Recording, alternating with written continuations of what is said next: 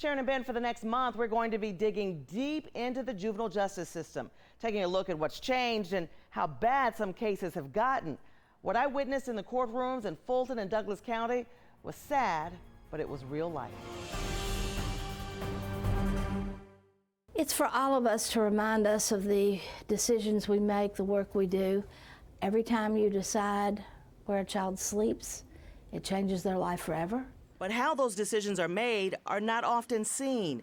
Every one of these photos represents a life touched by juvenile court in Douglas County. They're here so that those who make the decisions remember the impact they have every day. It's really important that we don't think of our children as being a case number. They're people, and every decision that we make about them affects their life. But to really understand the magnitude of what happens and how those decisions are made, CBS 46 takes you exclusively inside juvenile court to witness the process. Over the past year, our cameras have had full, unprecedented access right here in these Douglas County juvenile courtrooms.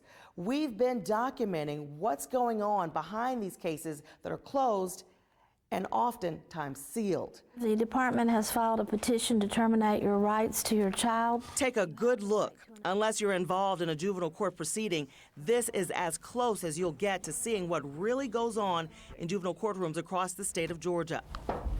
Judge Peggy Walker presides over cases involving children, from babies to teenagers. I'm a big boy now. Yes, you are a big boy now. While juvenile court resembles many other courtrooms across the country, a significant difference is who participates in the proceeding.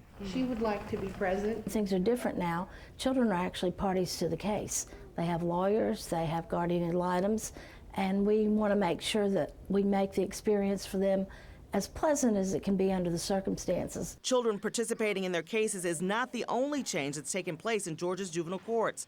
For decades, child advocates have complained too many young people were being pushed into the juvenile justice system for nonviolent offenses like truancy, fighting at school, petty theft, and just plain acting out.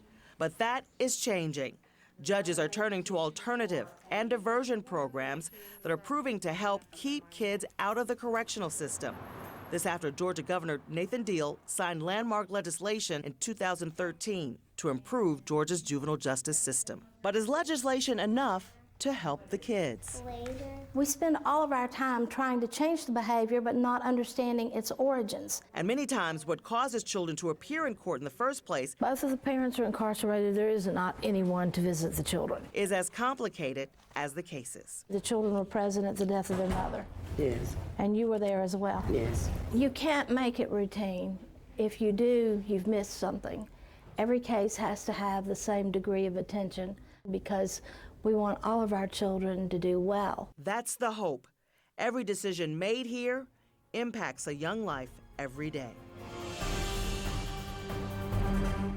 It's not just in Douglasville. Those decisions are being made in courtrooms across the state. We hope you join us every Tuesday and Wednesday during the month of May as we take a closer look at juvenile crime. Next week, a look at trauma, the single most prevalent factor experts say is causing kids to commit crimes. For CBS 46 Investigates, I'm Karen Greer.